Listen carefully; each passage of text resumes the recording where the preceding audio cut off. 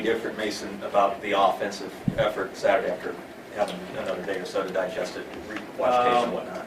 I think what I said after the game was kind of true after seeing the film. I think I think we had a lot of explosive plays in the first half, and kind of got to it was a bit of a slow start, and then kind of jumped on them, and then just kind of sputtered here and there, and then just weren't able to kind of capitalize when we needed it to, and then towards the end there we did, and Stoner did a great job of making a play there, 4th and 1, I think, on the goal line there. So, I think there's always room for improvement, and we're going to move forward and get better, and we're excited for Pittsburgh in this week's matchup.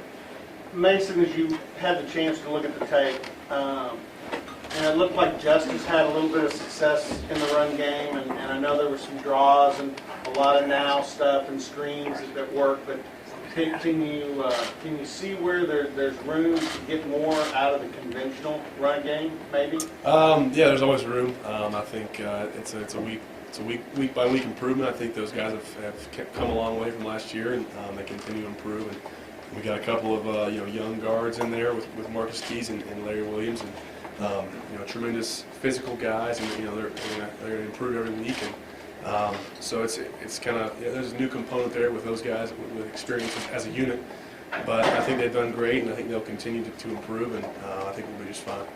As a leader on this team, how do you set the tone moving forward next week? What's the best way to attack it? Just motivation, just positivity, and I think with everything else in life, there's always going to be setbacks or adversity, and you find out who you are as a leader, and you find out who you are as a team, how you respond. And I think this team is experienced and a lot of leadership, and I think we're going to be attack it full speed ahead, and we'll be just fine. And can't wait to get out there again Saturday.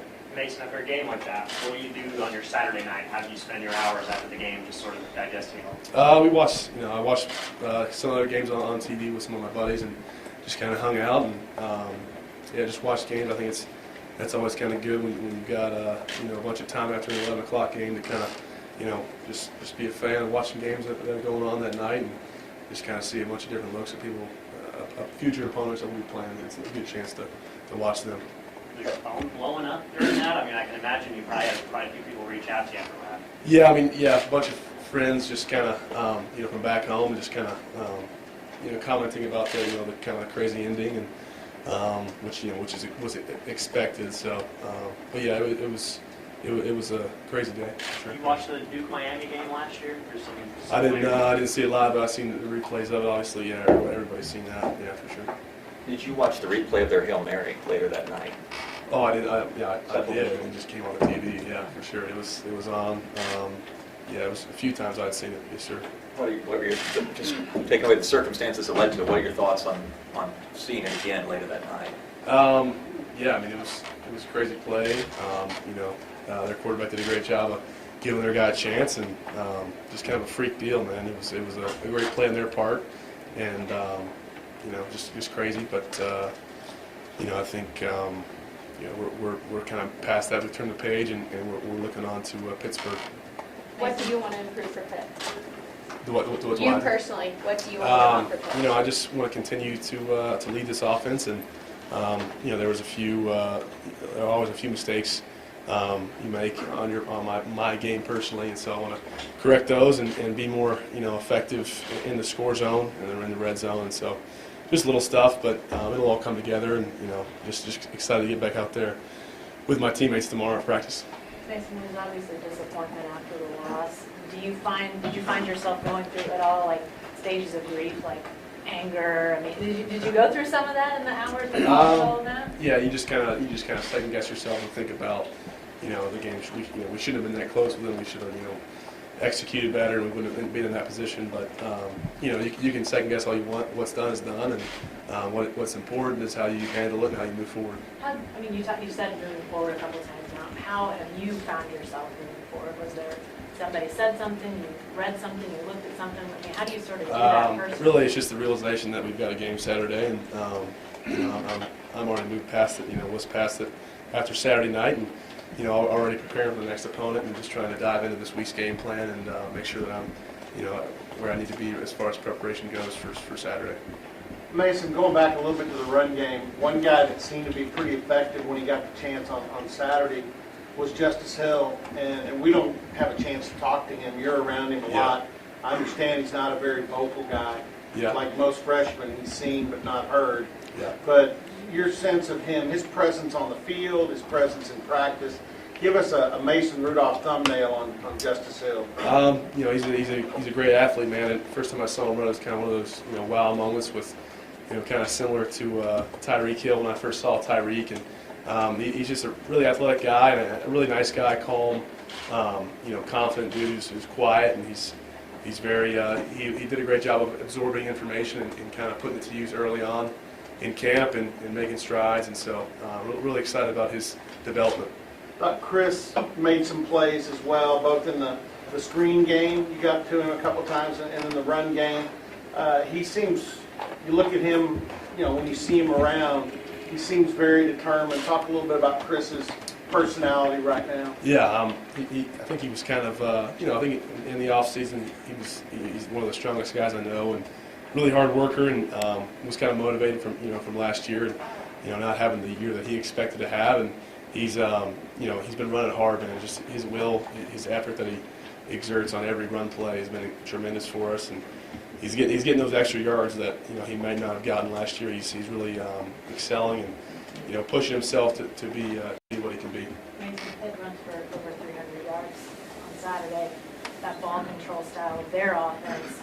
You guys don't face a whole lot of teams that have offenses like that, unless they're quick strike like you guys. Does that? Yeah. I mean, I'm not saying to change your offense, but does that impact mentality, thought process? You know, those sorts of things heading into a game like this against a team like that. You know, we're focused on Pitt's, you know, on my perspective, Pitt's defense, and so you know, we're not going to change much at all. We're going to zero in on what they give up and you know, what they're good at, what they're bad at, and we're going to, you know, try to exploit that. And so you know, that's for Coach Spencer to you know, to take care of. And you know, I'm focused on what I can control, and that's being effective and scoring points. You guys had some offensive sort of fits and starts on Saturday, some great stretches, and then kind of fall off. Does that become more important not to have those sort of ups and downs in a game against a team that can control it like they can? Yeah, I think we got to be, you know, definitely got to be more consistent and you know, have more explosive plays. And I think you know, they were all there. It was just a matter of you know, a pressure or a bad read or a bad throw here and there. So a lot of stuff that's easily correctable, and you know, like I said, we're looking forward to playing Pitt and you know, diving into a week of preparation on them. Mason, everybody wants to play. How do you see those running backs, 5 of them, sort of handling that job share? You know, I think Coach Roy does a great job with kind of managing the time play, and a lot of tremendous athletes who are, you know, very gifted, and you got some young guys and you got some senior guys, and you know, I think it's a good group of guys that really you know, are excited about maximizing each rep, each play they get, and you know, that they're all about Oklahoma State and they want to see us do well. If you balance your offense, ideally run and pass, how much easier does that make that on a quarterback, pressure-wise? You know, I think you know, I think we are balanced. I think we, you know, we're just going to take what the defense gives us, and there's games we'll throw the ball a lot, and there's games we'll try to, you know, focus on pounding in the run game. And I think you know, that's what we want to get to. That's what every effective football team is. They have a balanced attack. So you know, I think we have made strides in that area, and we're going to continue to work and to get where we want to be. Having said that, you see it as a work in progress still? The run Yeah, game? I do. I see a lot. I see the offensive line's been you know, working hard. I think, you know, our tackle play, those young guards have been awesome for us. I think they're going to continue to improve and just kind of with the early experience just get even better.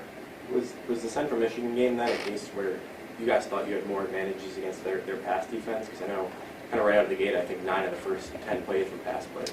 Yeah, I think, you know, they kind of played a kind of a base vanilla offense or defense, and there were some things we tried to take advantage of, and a couple of deep posts, one that I overthrew, and you know, some shots we took, which you know, helped us kind of get rolling there in the early portion of the game. But yeah, I think we did a good job of managing you know, what they were giving us.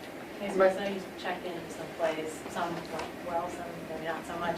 Do you find yourself checking more this season? I mean, last year was you know, you played the year before, was Yeah. still kind of a rookie year for you in a way. Is that something more you're comfortable with this year? Yeah, I think Coach Yurchich and Gundy have done an awesome job with giving me that freedom and that availability to check into things when I see certain looks that we prepared for, and I think there was, like you said, there's some plays that that need that, and there's some plays that you just need to kind of leave on. So that's just a week-to-week deal and game plan, and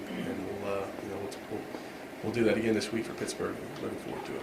Am I right or wrong, or did you have to check to a play because of a shoe off Saturday? I'm trying to remember. I remember that when we took a shoe off. I don't remember if we checked or not. We may have. I don't remember that. It looked like you checked to get Chris away from the play. You kind of just ran him out on a hot route, it looked like, and got him out. I don't know if that was a sign. Like I said, Okay. can't remember that exact play. Your thoughts on what you've seen so far of the Pitt defense, and I'm not trying to put words in your mouth. It seems like they're maybe a little less exotic and more confident in their abilities to just play you somewhat straight up. They're not vanilla. Yeah, no, they're a lot of athletic guys on that team, and a pretty athletic defensive line, some good defensive ends, and so it'll be a good challenge, and we're excited to kind of move forward. And I've seen a good portion of their film and whatnot, and so continue to kind of zone in on hone in on what we're going to do this week. Based on all the things you're trying to improve in the game, how high does red zone offense rank? Just being that last year JW got so many of those reps, and this is the first year where they're kind of saying, all right, we want you to be the guy down there. Yeah, I think that's kind of been one of my focuses in the off season is making sure we're taking care of the ball in the red zone and making good decisions. And I think with the other than that interception, I think in the goal line, red zone, we've been taken care of. We've been effective, and I'm making good decisions. When you look back in your entire football career, is there any loss you can compare this last one with? Did anything wacky did happening in high school or Pee Wee? I mean, you go as far back as you can go. There were I had a couple losses in high school that hurt, but I think this is just kind of a different animal just because it was so crazy and so wild finish. So like any other loss, you got to handle it and you got to move on, and I think that's what we're doing. Mason, what's one way, or what's a good way to improve third down efficiency? It's been kind of an issue at times. Yeah, I think last year we were great at third downs. We were extremely efficient, and that's on me. Usually third down, it's a passing down. I just got to be more effective and be more accurate. And I think that's not an issue for us. We know how to handle ourselves on third down, and we'll improve. Compared to Jalen McCluskey, 15 caught 15 balls, Matt throwing 2 more times than that. Was that just a defense allowing that, or is he just a guy that's going to continue to emerge the offense that way? I think he's been one of those guys, the slot guys that have done a great job of kind of filling that void that Glidden left, and he's extremely athletic, faster than David was. He's got a lot of ways to go as far as a mental game and understanding defenses, but that's just kind of how it played out. I think he did, with our other guys, they were trying to take away some of the outside guys, and he did a great job of stepping up and moving us on the field.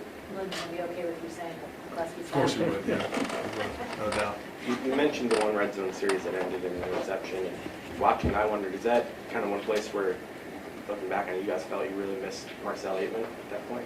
I'll take Marcel, James Washington, Chris Slater Seals any day, one-on-one, and I'd do it again, if we were out there right now. And so it was just kind of a funky throw and a funky release by James, and something that's easily correctable, and he's kind of a routine play for us, and something we're extremely effective at. Just kind of a weird deal. Looking forward to the stadium striping on Saturday? Yeah, I heard about that, and I think it'll be cool, and hopefully the fans will follow suit and make it work. It'll be cool. Anything else for Mason?